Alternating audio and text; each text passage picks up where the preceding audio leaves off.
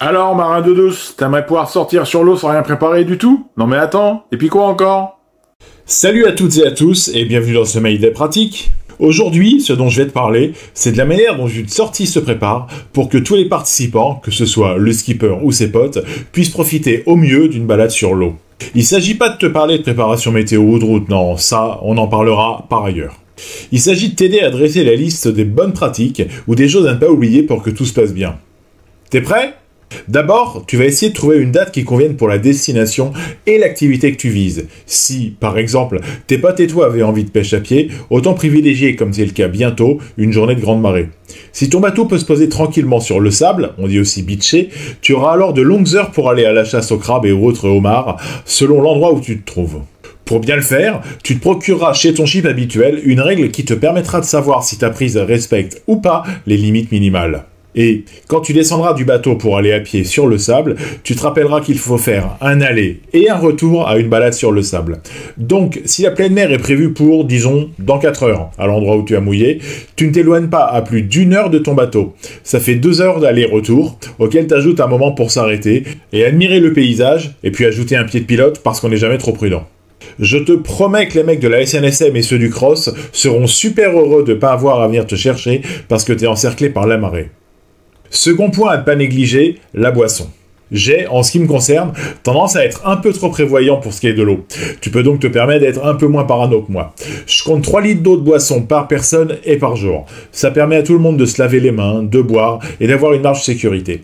Je sais que mes pieds de pilote sont larges, mais c'est ainsi et surtout, ça permet de traîner un peu plus sur la route du retour sans stresser, car on n'a pas de flotte et que tout le monde n'a pas la possibilité d'installer un désalinisateur à bord de son bateau. Ensuite vient la cambuse, ou si tu préfères, la bouffe et tout ce qu'on va avaler.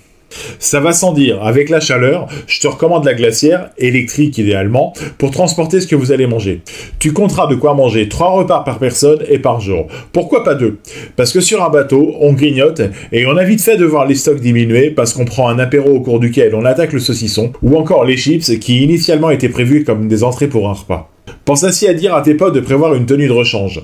Peu importe que vous dormiez sur place ou dans ton bateau, on ne sait jamais, quelqu'un peut tomber à l'eau, se salir, ou encore avoir le mal de mer et rentre son 4 heures. C'est toujours bien d'avoir une tenue d'avance pour pouvoir se changer. D'ailleurs, pour qu'il puisse rendre son 4 heures ailleurs que sur le pont de ton bateau, prévois quelques sacs poubelles de 10 litres, on sait jamais, ça peut servir. Pour en revenir à la tenue, tu sais bien qu'à quelle vitesse la météo peut changer en mer. On passe du plein soleil à l'averse en l'espace de quelques minutes seulement. Donc demande à ton équipage d'apporter un ciré ou au moins un vêtement qui tient chaud et protège du froid. Côté carburant, si t'es en bateau à moteur, tu connais la règle des 30%, mais je te la rappelle. Tu connais la consommation horaire moyenne de ton bateau. Partons sur le principe de 10 litres à l'heure. Tu sais à quelle vitesse tu vas aller, disons 20 nœuds pour le confort et les vertèbres de tout le monde. Tu sais à quelle distance tu comptes aller, allez on va dire 30 000 histoire de faciliter les calculs. Il va falloir donc 1h30 de navigation pour te rendre sur place, soit à peu près 15 litres de carburant. Autant au retour, donc à nouveau 15 litres de consommation, soit pour le besoin de la navigation en elle-même, 30 litres.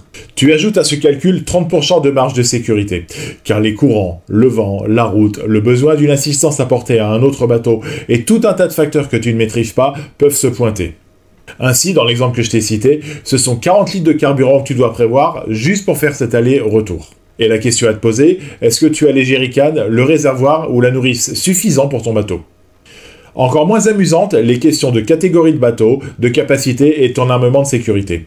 Ces 3 éléments peuvent faire annuler une sortie si la météo n'est pas celle attendue. C'est ta responsabilité de chef de bord que de savoir dire à tes potes qu'il vaut mieux rester à faire un barbecue chez toi plutôt que d'aller en mer affronter des vagues pour lesquelles ni toi ni ton super bateau n'êtes préparé.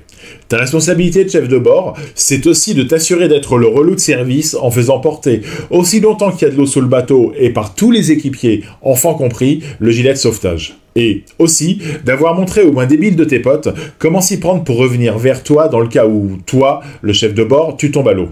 Rappelle-toi qu'avec le coupe-circuit que tu portes évidemment sur toi, le moteur s'arrêtera brusquement, mais que le bateau gardera son air pendant quelques dizaines de mètres. Ton équipage en sera pour une bonne secousse et toi, pour une bonne frousse, car tu devras compter sur quelqu'un dont tu ne connais pas nécessairement les qualifications ou les compétences nautiques pour revenir vers toi en sécurité.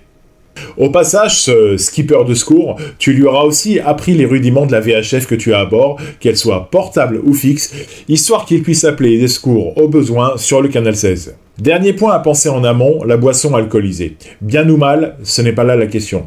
Il peut y avoir de l'alcool sur ton bateau, c'est un moment festif. Mais, comme pour toutes les soirées, il faut qu'au moins 2 personnes restent sobres. Le chef de bord, qui doit demeurer en mesure de prendre les décisions nécessaires à la conduite du bateau, notamment la veille visuelle continue et permanente, c'est pas moi qui le dis, c'est le RIPAM, et celui ou celle qui sera responsable de prendre la main en cas de pépin, on va l'appeler Sambis. Pour ces 2 personnes-là, pas une seule goutte d'alcool, aussi longtemps qu'il y a de la navigation à faire et des responsabilités ou des dangers engagés. Je sais, tout ça te semble bien compliqué pour juste une sortie sur l'eau. Garde en mémoire que la plupart des accidents les plus dramatiques se déroulent au cours de juste une sortie sur l'eau, et que si la SSM intervient, c'est le plus souvent juste pour des sorties sur l'eau, pour parfois juste ramasser des cadavres, dont je te souhaite évidemment de ne pas faire partie. Ah ouais, un dernier point aussi dont je voulais te parler. Sur ta route, tu vas peut-être croiser des éclusiers, échanger avec les opérateurs du cross, ou être contrôlé par les affaires maritimes ou la gendarmerie, elle aussi maritime. Toutes ces personnes sont le signe de la présence de l'État en mer et participent à ta sécurité et à ton plaisir sur l'eau.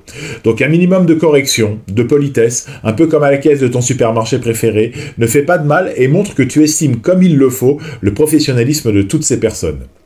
Il me reste avec tous ces conseils à te souhaiter de bien profiter de cette journée en mer avec tes amis, en sécurité et en ayant tout préparé. Et voilà, en appliquant tous les conseils contenus dans ce Mayday, tu pourras être en sécurité avec tout ton équipage pour amener une tonne de bons souvenirs.